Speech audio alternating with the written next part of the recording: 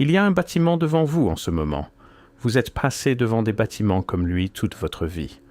Vous ne vous êtes probablement jamais arrêté pour vous demander pourquoi son rez-de-chaussée se trouve en contrebas de la rue, pourquoi les fenêtres sont à moitié enfouies, pourquoi l'entrée vous oblige à descendre quelques marches. On vous a dit que c'était toujours ainsi. On vous a dit que la rue avait toujours été à cette hauteur. Mais, et si ce n'était pas le cas, et si le sol lui-même, le fondement même des villes que nous qualifions d'anciennes, était arrivé après les bâtiments? Et si nous n'étions pas les auteurs de ce monde, mais ses héritiers, marchant dans des rues que nous n'avons pas construites, vivant entre des murs que nous ne pouvons pas pleinement expliquer, qu'on nous affirme, avec une assurance remarquable et très peu de preuves, que des gens exactement comme nous ont tout bâti à partir de rien. Voici la thèse. Elle est simple et elle ne vous quittera plus. Quelqu'un a enseveli le monde, puis on nous a dit que c'était nous qui l'avions construit. Permettez-moi de commencer par un schéma, pas une théorie. Un schéma. De ville en ville, de continent en continent, il existe une anomalie persistante, presque têtue, dans les archives historiques. Des bâtiments dont les rez-de-chaussée se trouvent en dessous du niveau actuel de la rue, des portes qui s'ouvrent sur ce qu'on appelle désormais un sous-sol, des fenêtres qui étaient manifestement conçues, d'un point de vue architectural, pour laisser entrer la lumière du jour, mais qui regardent aujourd'hui des murs de terre compactés et de remblais d'origine inconnue. L'explication officielle pour la plupart de ces cas est des plus banales. Accumulation progressive de débris, des siècles de sédiments, tassement naturel. Les villes s'élèvent avec le temps, nous dit-on, comme le font les deltas fluviaux, lentement, progressivement, couche après couche. Et cette explication prise isolément n'est pas déraisonnable. Mais plus j'ai creusé la question, plus cette explication a commencé à se lézarder, car voici ce que l'accumulation progressive n'explique pas: l'uniformité, la rapidité, l'apparition quasi simultanée de ce phénomène dans des villes qui n'auraient pas dû avoir le moindre contact entre elles, des villes séparées par des océans, par des chaînes de montagnes, par des siècles d'isolement culturel apparent, toutes présentant le même schéma, toutes dans la même fenêtre historique approximative. Ce n'est pas de l'accumulation, c'est un événement. À Chicago, quelque chose d'extraordinaire s'est produit dans la seconde moitié du XIXe siècle. La ville a été surélevée, physiquement soulevée. L'ensemble du centre-ville, bâtiments, rues, infrastructures, a été élevé jusqu'à près de 4 mètres par endroit. C'est documenté. Les ingénieurs en ont écrit. George Pullman, plus tard célèbre pour ses wagons de train, a participé à la mécanique du soulèvement d'îlots entiers à l'aide de vérins à vis synchronisés, actionnés par des centaines d'ouvriers tournant à l'unisson. La raison officielle invoquée était l'assainissement. Les problèmes de drainage de la ville étaient catastrophiques. Les eaux usées ne pouvaient ne s'écouler car les rues étaient trop plates, trop basses. La solution, apparemment évidente pour les ingénieurs des années 1850, consistait tout simplement à tout surélever. Prenez un moment pour laisser cela s'imprégner.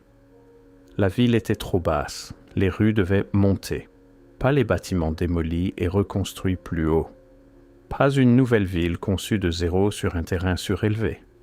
Non, les structures existantes, certaines en briques, ont été mécaniquement hissées, de nouvelles fondations glissées dessous, et le niveau du sol environnant rehaussé en conséquence. Ce qui soulève une question simple mais décisive. Pourquoi les bâtiments se trouvaient-ils déjà en contrebas au départ? Si vous construisez une ville de toutes pièces, si vous partez d'une prairie vierge avec des leux bornés et un plan urbain organisé, ce que Chicago prétend précisément avoir été, vous ne construisez pas vos rez-de-chaussée à 2 mètres sous le niveau naturel du terrain pour ensuite vous étonner que les eaux usées ne s'évacuent pas. Vous construisez au niveau du sol.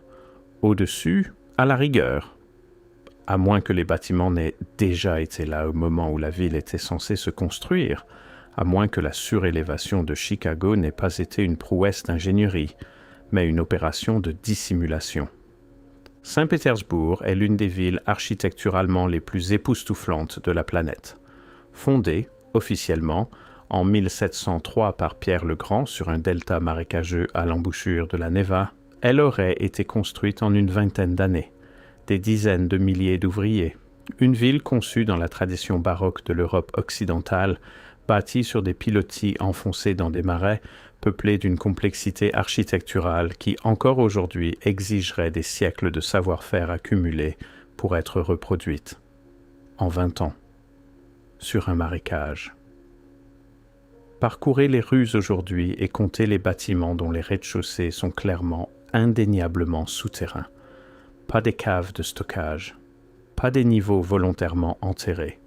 Des encadrements de fenêtres avec des corniches ornementales conçues pour être vues au niveau de la rue, désormais visibles uniquement depuis la tranchée ou à travers des grilles en fer dans le trottoir.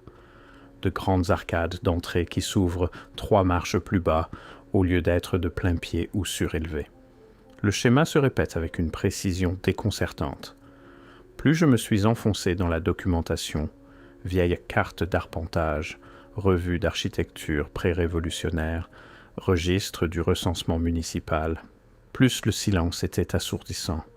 Il n'existe presque aucune trace de construction, pas le genre qu'on attendrait de l'un des projets architecturaux les plus ambitieux de l'histoire, ni journaux de chantier, ni registre d'approvisionnement en matériaux à l'échelle qu'exige l'architecture, ni bilan des accidents du travail, alors qu'on nous dit que le coût humain fut effroyable.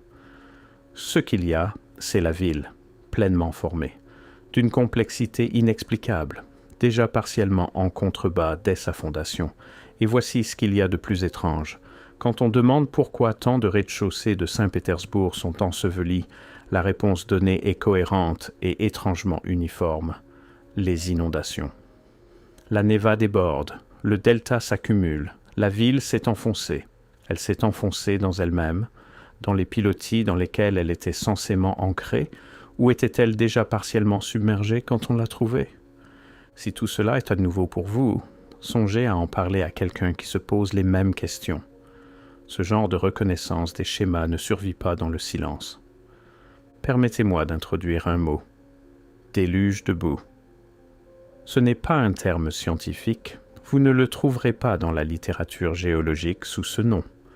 Ce que vous trouverez, si vous cherchez, c'est des éléments cohérents avec ce que le mot décrit, une inondation rapide et à grande échelle, non pas d'eau claire, mais de sédiments liquéfiés, de la boue, le genre d'événement qui ne se contente pas de mouiller un paysage, mais qui l'ensevelit, qui dépose des mètres de matière limoneuse sur des centaines ou des milliers de kilomètres carrés, en une période trop brève pour que la stratigraphie reflète le dépôt progressif par couches que nous associons aux processus sédimentaires normaux. Est-ce que cela se produit? Oui, nous appelons cela des lahars lorsque cela suit des éruptions volcaniques, des coulées de débris lorsque cela suit des séismes, des événements alluviaux lorsque cela suit des fontes glaciaires. Nous en avons documenté dans les archives géologiques avec une fréquence considérable. Mais ce sont des phénomènes locaux, régionaux tout au plus. Ce que le schéma dans les archives architecturales semble suggérer, et j'emploie suggérer délibérément car je ne fais pas une affirmation.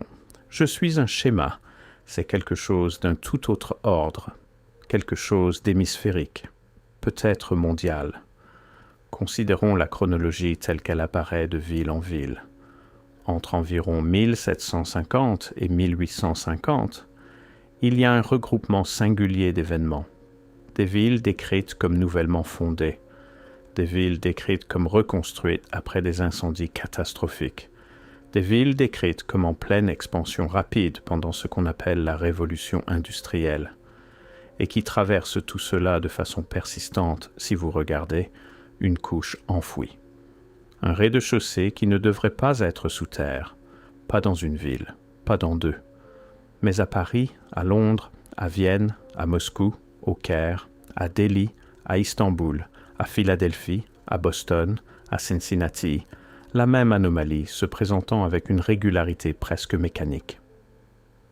les preuves laissent à penser que quelque chose de bien plus vaste se produisait que ce que le récit officiel ne laisse entendre.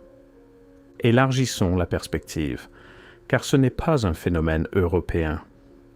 Dans ce qui est aujourd'hui le Pakistan, les ruines de Mohenjo-Daro révèlent une ville d'une sophistication urbaine saisissante. Rues tracées en damier, taille de briques standardisées, système de drainage couvert, structure à plusieurs étages, datant de ce que l'archéologie dominante situe à 2500 avant Jésus-Christ. Ce sur quoi l'archéologie dominante ne s'attarde pas, c'est le fait que nombre de ces structures sont partiellement ou significativement enfouies sous le niveau du sol actuel, que de nombreux puits de fouilles ont révélé des niveaux inférieurs intacts, scellés par des limons compactés, ne portant aucune trace d'occupation prolongée avant l'ensevelissement. L'ensevelissement n'était pas progressif. La stratigraphie ne corrobore pas un ensevelissement progressif. L'ensevelissement était rapide. En Égypte, le grand sphinx présente des traces célèbres d'érosion hydrique sur son corps, des sillons verticaux incompatibles avec l'érosion éolienne des sables, mais davantage compatibles avec une exposition prolongée ou intense à l'eau. Le géologue Robert Schoch a documenté cela au début des années 1990 et a été largement ignoré par l'égyptologie dominante. Mais l'érosion est là, elle n'a que faire d'être ignorée. En Turquie, à Göbekli Tepe, ce site qui a véritablement fracassé la chronologie admise de la civilisation humaine lors de sa fouille dans les années 1990, les structures ont été intentionnellement ensevelies, délibérément recouvertes de remblais. Pourquoi? Personne ne le sait. La réponse officielle est rituelle. Les preuves en faveur de l'explication rituelle sont largement circulaires. Mais l'ensevelissement lui-même ne fait aucun doute. Et c'est là que le tout devient impossible à ignorer. Dans presque toutes les grandes civilisations que nous qualifions d'antiques, il existe un récit de déluge. Pas un récit de pluie, un récit d'inondation totale. Sumérien, acadien, biblique, hindou, nordique, aztèque, hopi, australien aborigène, védique, l'histoire se répète. Pas avec des détails locaux correspondant à des inondations régionales, avec une portée engloutissant le monde, mettant fin à la civilisation.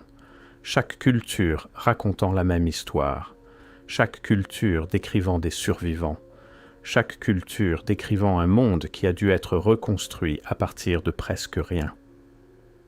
Ces récits, transmis, retranscrits, peut-être déformés au fil des siècles, pourrait-il être la mémoire de quelque chose? L'empreinte culturelle d'un événement réel, le schéma se répète avec une précision troublante. Je veux maintenant vous montrer quelque chose de précis. Quelque chose qu'on ne peut plus ignorer une fois qu'on l'a vu. Dans la seconde moitié du XIXe siècle, grossièrement de 1840 à 1900, il y a une explosion d'architecture monumentale à travers le monde, en voie d'industrialisation. Des bâtiments gouvernementaux d'une complexité extraordinaire, des universités, des gares, des bibliothèques, des opéras, des hôpitaux, des palais de justice. L'échelle est vertigineuse. L'ornementation, colonnes, bas-reliefs, plafonds voûtés, ferronnerie décorative, façades en pierre sculptée, est celle qui aujourd'hui exigerait des décennies de planification, des années de construction et des corps de métier dont les compétences se forgent sur des générations.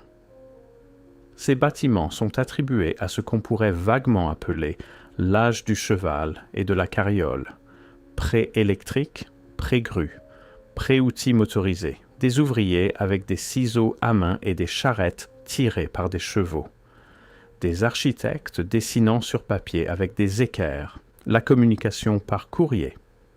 Et pourtant, les délais de construction mentionnés dans les archives officielles sont, de façon systématique, proprement stupéfiants. Considérez également l'exposition universelle colombienne de 1893 à Chicago.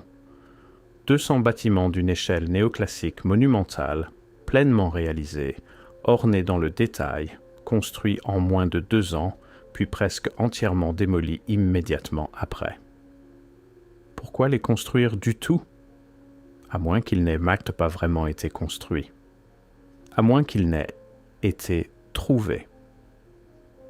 Le Capitole des États-Unis, un bâtiment d'une profonde complexité architecturale, a été substantiellement reconstruit et agrandi entre 1793 et 1800. Puis à nouveau, de façon substantielle, entre 1851 et 1868. Le dôme en fonte seul pèse près de 4000 tonnes. Il aurait été assemblé, selon les archives officielles, en grande partie pendant la guerre de Sécession, alors que la capacité industrielle et la main-d'œuvre du pays étaient catastrophiquement absorbées par un conflit militaire actif. Ce qui soulève une question simple mais fondamentale. Comment? Pas rhétoriquement, sincèrement. Comment extrait-on, transporte-t-on, usine-t-on et assemble-t-on 4000 tonnes de fonte avec des outils pré-industriels, en utilisant une main-d'œuvre divisée par la guerre dans les délais indiqués? L'explication officielle est la suivante. Un effort colossal, la volonté américaine, le génie de l'ingénierie. Et c'est peut-être vrai, ou peut-être que l'explication officielle s'effondre ici. Peut-être que ce qui se faisait n'était pas une construction de zéro, mais une finition, une adaptation, s'approprier et achever ce qui était déjà partiellement debout, voire complètement debout, et ajuster le récit pour en expliquer l'existence. Regardez les premières photographies, je veux dire, regardez-les vraiment. Les villes dans les photographies des années 1850 et 1860, des villes supposément vieilles de quelques décennies seulement, supposément construites depuis des conditions de frontières dans la mémoire des vivants, possèdent déjà le vocabulaire architectural des capitales antiques. L'échelle ne colle pas avec les effectifs de population documentés. L'ornementation ne correspond pas à la main-d'œuvre revendiquée. L'uniformité de l'esthétique civique à travers des villes qui n'avaient, au mieux, que des communications sporadiques entre elles, est incompatible avec un développement indépendant. Boston, Philadelphie, Cincinnati, Chicago, Saint-Louis, séparés par des jours de voyage au milieu du XIXe siècle, peuplés en grande partie d'immigrants récents sans tradition architecturale commune, et pourtant elles ont bâti, simultanément, dans le même vocabulaire néoclassique orné, à la même échelle monumentale, avec la même précision technique. Pas similaire, pas influencé par, identique dans l'approche, dans le vocabulaire, dans le standard technique. Le problème de coordination est vertigineux quand on le regarde en face. Plus je me suis plongé dans les dates, plus le récit officiel peinait à tenir la route. Why avait-il une tradition partagée, un modèle hérité, une infrastructure préexistante que les populations arrivantes ont trouvée, documentée comme nouvellement construite et habitée comme leur propre? Je n'affirme pas cela. Je demande, qu'est-ce qui d'autre explique cette coordination? Voici ce que les archives révèlent quand on regarde l'histoire urbaine de la mi-19e au début du XXe siècle avec un regard neuf. Entre environ 1850 et 1910, un nombre extraordinaire de grandes villes connaissent des incendies catastrophiques. Pas des incendies urbains ordinaires, des conflagrations. Chicago, 1871, Boston, 1872, Seattle, 1889, Jacksonville, 1901, San Francisco, 1906, Baltimore, 1904. Londres a connu son grand incendie en 1666. Moscou a brûlé en 1812. Constantinople a brûlé à répétition tout au long du XIXe siècle, ville après ville après ville. Et dans chaque cas, ce qui suit, c'est la reconstruction. Une reconstruction rapide, dans la plupart des cas en moins d'une décennie, une reconstruction qui aboutit, d'une façon ou d'une autre, à des villes plus grandioses et architecturalement plus sophistiquées qu'auparavant. Comme si l'incendie n'était pas un recul, mais une opportunité. comme si les bâtisseurs ne pleuraient pas ce qui avait été perdu, mais amélioraient ce qui subsistait, ou dissimulaient ce qui était enfoui. À San Francisco, le séisme et l'incendie de 1906 ont détruit la ville de surface presque entièrement. Ce qui a émergé dans la décennie suivante était un tissu urbain modernisé, étendu, rationalisé. Et sous ce tissu, sous les nouvelles fondations coulées après 1906, il y a par endroits des vestiges architecturaux incompatibles avec la date officielle de fondation de la ville, en 1849. Des voûtes en briques, des sols carrelés, des charpentes métalliques, des structures qui précèdent la ruée vers l'or, l'implantation et, apparemment, la ville censément construite là. Ces vestiges ne sont pas tous bien documentés. Beaucoup sont mentionnés en passant dans des rapports d'entrepreneurs, puis jamais suivis. Certains apparaissent dans des entrefilets de journaux locaux datant de l'ère de la Reconstruction, décrits avec une curiosité bienveillante avant d'être oubliés. Le silence était assourdissant. Pas forcément une suppression active, peut-être quelque chose de plus diffus et de plus troublant, une décision culturelle collective de ne pas poser la question, un accord tacite, conscient ou non, d'accepter l'histoire donnée et de ne pas en tirer les fils. Car voici la terrible implication que l'on découvre en tirant ces fils. Si les bâtiments étaient parmi eux déjà là, si les villes ont été héritées plutôt que construites, alors la question n'est plus de savoir comment elles ont été bâties, mais par qui, et quand, et ce qui est arrivé à ceux qui les ont construites.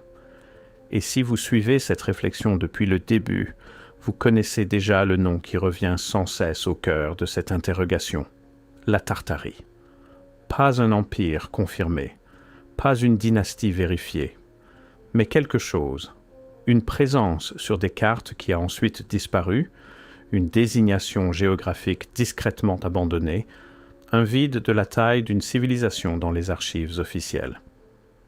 L'architecture dont nous parlons, l'ornementée, la monumentale, la techniquement inexplicable, en serait l'empreinte digitale. Des bâtiments trop sophistiqués pour la chronologie qu'on nous impose. Des cartes qui la montraient, puis ne la montraient plus.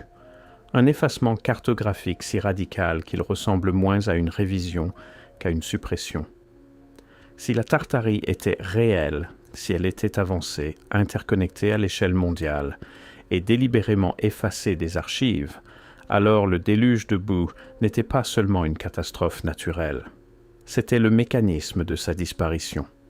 Et c'est là que le déluge de boue, ou quel que soit le nom qu'on choisit de lui donner, refait surface. Pas comme une curiosité, pas comme une note de bas de page géologique, mais comme un mécanisme, un effacement, l'événement par lequel toute une civilisation n'a pas seulement été détruite, mais réécrite. Si quelque chose a enseveli ces villes, si un véritable événement de type déluge de boue, à l'échelle régionale ou mondiale, a déposé des mètres de matière limoneuse au-dessus d'infrastructures urbaines fonctionnelles en l'espace d'une vie humaine, alors la cause importe énormément. Car la cause détermine si ce fut une catastrophe naturelle ou toute autre chose. La thèse naturelle n'est pas sans fondement. Nous savons que le début du XIXe siècle a été une période d'instabilité climatique significative. L'éruption du mont Tambora en Indonésie en 1815 a été la plus grande éruption volcanique de l'histoire enregistrée, provoquant ce qu'on a appelé l'année sans été en 1816, des famines à travers l'hémisphère nord et des perturbations climatiques qui ont persisté pendant des années. Nous savons que le dernier retrait glaciaire, largement achevé vers 10 000 avant Jésus-Christ, a laissé derrière lui des conditions dans lesquelles des événements alluviaux et lahars, à grande échelle, n'étaient pas seulement possibles, mais prévisibles. Nous savons que la mer Caspienne, la mer Noire, le bassin méditerranéen, ont tous connu des variations rapides de niveau dans un passé géologiquement récent, des variations qui auraient été catastrophiques pour toute civilisation vivant à leur marge. Mais voilà le problème avec l'explication purement naturelle. Les catastrophes naturelles, même les plus importantes, ne tendent pas à produire un ensevelissement uniforme. Elles ne tendent pas à produire la même épaisseur de remblais dans des villes séparées par des milliers de kilomètres. Elles ne tendent pas à produire les mêmes traces, les mêmes fenêtres à demi enterrées, les mêmes rez-de-chaussée souterrains, la même transition inexplicable dans les archives architecturales sur plusieurs continents à peu près au même moment. À moins que la catastrophe naturelle n'ait été d'une ampleur pour laquelle nous n'avons pas de cadre contemporain. Un basculement des pôles. Un impact cométaire dans un bassin océanique. Une fonte glaciaire rapide du type que les géologues évoquent discrètement sous le nom d'impulsion de fonte. Des événements bien documentés dans les archives paléoclimatiques, dont le plus spectaculaire, l'impulsion de fonte 1A, a élevé le niveau des mers dans le monde entier d'environ 20 mètres, en une période que certaines estimations situent à moins de 500 ans. Peut-être moins d'un siècle. Peut-être encore moins. À quoi ressemblerait une montée du niveau de la mer de 20 mètres en 50 ans pour une civilisation côtière? Pour une civilisation intérieure connectée à des fleuves côtiers, devenus subitement des mers intérieures, cela ressemblerait à un déluge de boue. Cela ressemblerait à une muraille d'eau chargée de limon, arrivant si vite que les bâtiments n'ont pas été évacués mais simplement engloutis. Leur contenu intact, leur rez-de-chaussée scellé, leurs infrastructures préservées, mais ensevelies. Les preuves laissent à penser que quelque chose de bien plus vaste que tout événement régional unique s'est produit. Et c'est là que la question bifurque dans une direction que je ne peux ignorer. Car il existe une autre possibilité, non naturelle, non aléatoire, une remise à zéro intentionnelle, pas une destruction accidentelle, pas des dommages collatéraux, mais un effacement délibéré. Si une civilisation existait, technologiquement capable, architecturalement sophistiquée, connectée à l'échelle mondiale, et si cette civilisation a été d'une façon ou d'une autre démantelée, ses populations dispersées ou détruites, ses archives systématiquement éliminées, ses infrastructures ensevelies ou détournées, alors le déluge de boue n'a peut-être pas été la cause de cette remise à zéro. Il en aurait été le voile. Un événement naturel, réel dans sa dévastation, utilisé comme une opportunité. Une catastrophe qui a nettoyé la surface, enseveli les preuves de ce qui était là avant, et permis d'écrire un nouveau récit par-dessus. De nouveaux mythes fondateurs, de nouvelles dates de fondation, de nouvelles histoires qui commençaient fort opportunément après le déluge. L'explication officielle s'effondre ici, car on ne peut pas avoir le beurre et l'argent du beurre. On ne peut pas prétendre que ces villes ont été construites à la sueur du front et à la carriole en 20 ans, et expliquer pourquoi leur architecture présuppose des siècles de savoir-faire accumulés. On ne peut pas invoquer l'accumulation urbaine progressive et expliquer pourquoi l'ensevelissement est uniforme et rapide. On ne peut pas affirmer qu'il n'y avait rien avant et expliquer ce qui se trouve en dessous. Quelque chose est venu avant. Quelque chose a été effacé. La seule question qui subsiste est de savoir si l'effacement est d'ordre géologique ou politique. Ce qui frappe le plus, quand on passe au crible les archives documentaires du XIXe siècle, ce n'est pas ce qui est présent, c'est ce qui est absent. Des archives de construction, comme je l'ai mentionné, manquantes à l'échelle qu'exige l'architecture. Mais il y a davantage. Des recensements de grandes villes au début du XIXe siècle qui ne correspondent pas à la population qu'implique l'infrastructure existante, des documents d'urbanisme qui commencent après que les villes étaient supposément construites, comme si les urbanistes étaient arrivés pour trouver quelque chose de déjà en place et avaient simplement dressé des cartes de ce qu'ils avaient sous les yeux. Des archives municipales dans plusieurs villes américaines et européennes qui mentionne, en passant, la découverte de structures souterraines lors de nouvelles constructions, des structures qui ne figurent dans aucun document de fondation. Plus j'avançais, plus cette absence devenait elle-même une forme de présence, car l'absence, à une échelle suffisante et avec une uniformité suffisante, n'est pas un accident. C'est une condition. L'information ne disparaît pas comme ça, pas à cette échelle, pas de façon uniforme, pas à travers des pays qui étaient à l'époque des puissances rivales, avec toutes les raisons du monde de préserver leurs propres archives historiques distinctes. À moins que quelque chose d'autre ne se soit produit. Un processus diffus et persistant de révision éditoriale. D'oubli institutionnel. Pas nécessairement un acteur unique, pas nécessairement une conspiration au sens classique du terme, mais un projet culturel partagé, peut-être inconscient, de simplification du passé en une histoire qui pouvait être maîtrisée, enseignée, utilisée. Une fois qu'on l'a vu, on ne peut plus l'effacer de son regard. Les villes surélevées, les fenêtres ensevelies, les rez-de-chaussée orphelins, l'architecture qui n'aurait pas dû exister, les photographies de perspectives monumentales désertes peuplées de presque personne, les incendies qui effaçaient et reconstruisaient, les archives qui n'ont pas été conservées, les questions qui n'ont pas été posées. Ce n'est pas du matériel marginal, ce sont les archives photographiques, ce sont les relevés architecturaux, c'est la stratigraphie géologique. Ce sont des choses que vous pouvez aller voir, mesurer et photographier vous-même. Je veux vous laisser sur une question, pas une réponse. S'il y avait une civilisation avant la nôtre, non pas mythique, non pas fantastique, mais simplement antérieure, simplement plus avancée, simplement effacée, que savait-elle que nous ignorons ? Qu'y avait-il dans ces bibliothèques que nous n'avons pas brûlées parce que nous ne savions même pas qu'elles existaient ? Qu'y avait-il dans ces rez-de-chaussée, scellés dans la boue, sur lesquels nous avons coulé du béton lors des reconstructions ? Qu'est-ce que cela signifie d'hériter d'un monde sans le savoir ? Qu'est-ce que cela signifie de vivre dans des bâtiments qu'on n'a pas construits, de marcher dans des rues surélevées pour cacher ce qui est en dessous, d'habiter des villes dont on peut copier l'architecture mais qu'on ne peut pleinement expliquer, et de se voir dire, avec une grande assurance et très peu de documentation, que nos ancêtres ont tout bâti en 20 ans avec des charrettes et des outils à main?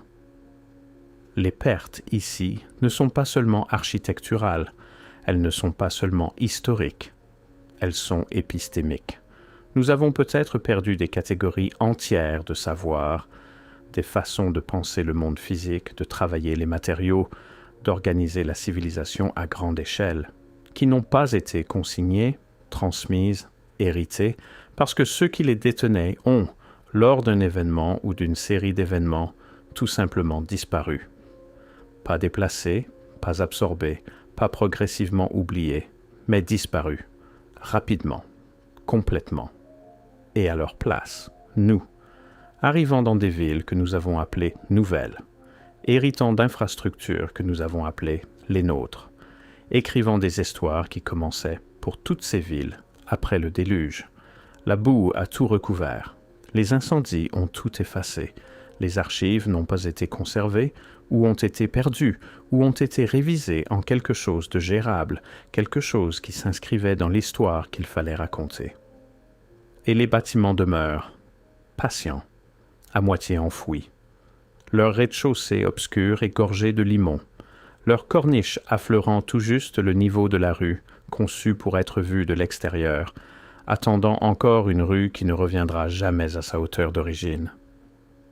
Je ne sais pas ce qui s'est passé, je ne sais pas quand, ni à quelle échelle, ni si les mains qui ont tout recouvert étaient celles de la nature ou de l'homme. Mais je sais que le sol n'est pas là où il devrait être. Et je sais que nous n'avons jamais, vraiment, demandé pourquoi.